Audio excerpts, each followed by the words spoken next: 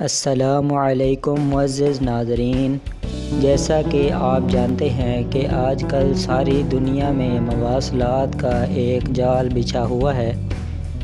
زمین کے کسی ایک کونے پر ایک بٹن دبائیں یا کسی مائکرو فون کے سامنے کھڑے ہو کر آپ بولیں تو آپ کی آواز بلا روک ٹوک دنیا کے آخری کونے تک پہنچ جاتی ہے۔ دنیا کی یہ دوریاں اس طرح کھینچ کر دور دراز مقامات کو ایک دوسرے کے قریب لانے کا صحرا مارکونی کے سر ہے۔ دوستو، اس کہانی کا آغاز گزشتہ صدی سے پیوستہ صدی یعنی 19ویں صدی کا ہے، اور اس وقت سائنسدان یہ معلوم کر چکے تھے کہ ایتھر میں یہ خصوصیت موجود ہوتی ہے کہ اگر اس میں بجلی کی لہریں دوڑائی جائیں تو وہ ایک جگہ سے دوسری جگہ تک پہنچ جاتی ہیں، اور اسی بات کو مارکونی نے بھی 12 دسمبر 1901 کو دریافت کیا تھا کہ ایتھر میں بجلی کی لہریں دوڑائی جائیں تو دور دراز مقامات سے پیغام وصول ہو سکتے ہیں۔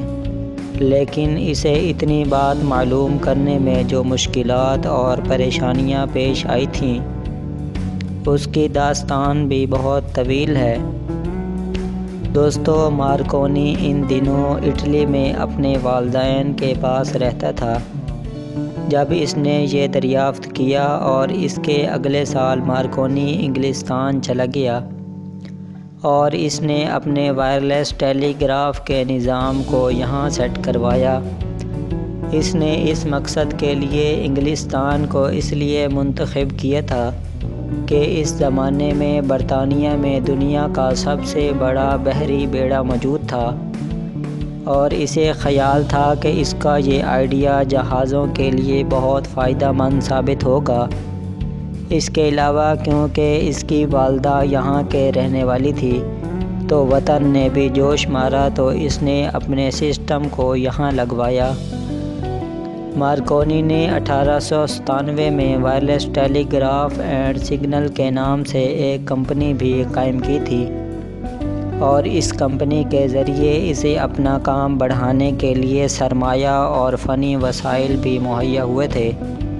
تو مارکونی نے اگلے 4 سال تک مسلسل محنت اور تجربات میں صرف کیے تھے، اور اپنے بنائے ہوئے سامان میں اضافے اور ترقی کے لیے کوشش کرتا رہا تھا۔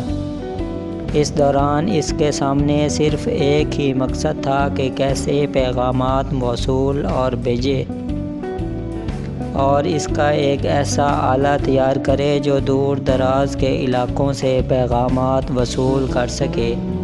اور کہتے ہیں نا کہ محنت کبھی ضائع نہیں ہوتی۔ آغاز میں تو اسے 1 میل تک پیغام رسانی میں کامیابی حاصل ہوئی، جس سے مارکونی کو بہت خوشی ہوئی، لیکن اس کا سفر تو ابھی شروع ہی ہوا تھا۔ کچھ دنوں بعد اس نے جزیرہ وٹ سے بورن ماؤتھ اور وہاں سے سینڈ بینک، جس کا فاصلہ تقریباً 18 میل بنتا ہے، اس نے وہاں تک پیغام پہنچانے میں بھی کامیابی حاصل کر لی تھی۔ دوستو، اس زمانے میں تمام سائنسدانوں کا یہ متفقہ فیصلہ تھا کہ وائرلیس کی لہریں روشنی کی لہروں کی طرح زمین کی گولائی کے ساتھ ساتھ حرکت نہیں کریں گی۔ اس لیے ان کا یہ خیال تھا کہ وائرلیس کے ذریعے زیادہ فاصلے تک پیغام بھیجنا اور وصول کرنا تقریباً ناممکن ہے۔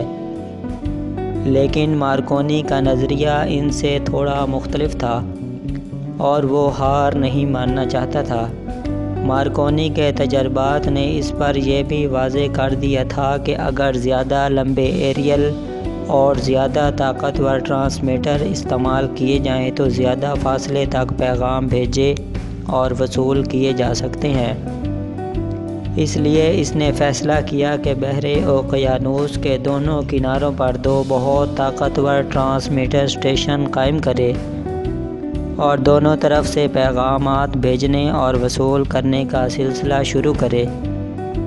چنانچہ اس نے کارنوال میں بولڈو اور امریکہ میں کیپ کاڈ کے مقام ان اسٹیشنوں کے لیے منتخب کیے اور خود چیک کرنے کے لیے سفر پر نکل پڑا۔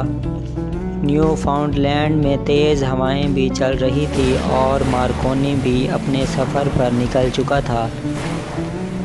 ان سب مشکلات کے بعد جب مارکونی اپنی منزل پر پہنچا تو ٹھیک 12 دسمبر 1901 کو دوپہر کے وقت مارکونی کو مشین کا بٹن دبانے سے پیدا ہونے والی مدھم آوازیں بالکل صاف سنائی دیں، جو 2200 میل دور پولڈو کے سوا کہیں اور سے نہیں آ رہی تھی، اور اس نے ان آوازوں کی تصدیق اپنے ساتھ کھڑے انسان سے بھی کروائی۔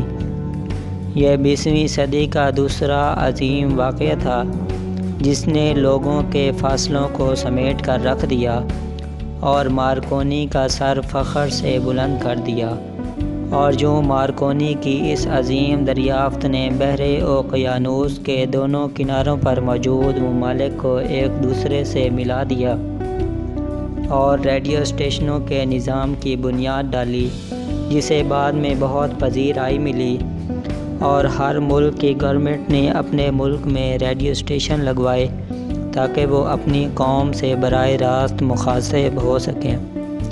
ناظرین، یہ 20ویں صدی کی دوسری عظیم دریافت تھی جو ہم نے آپ سے شیئر کی ہے۔ اگر آپ کو یہ ویڈیو اچھی لگی ہے تو ویڈیو کو لائک اور شیئر کر دیں اور ہمیں سپورٹ کرنے کے لیے چینل کو سبسکرائب کر دیں۔ شکریہ۔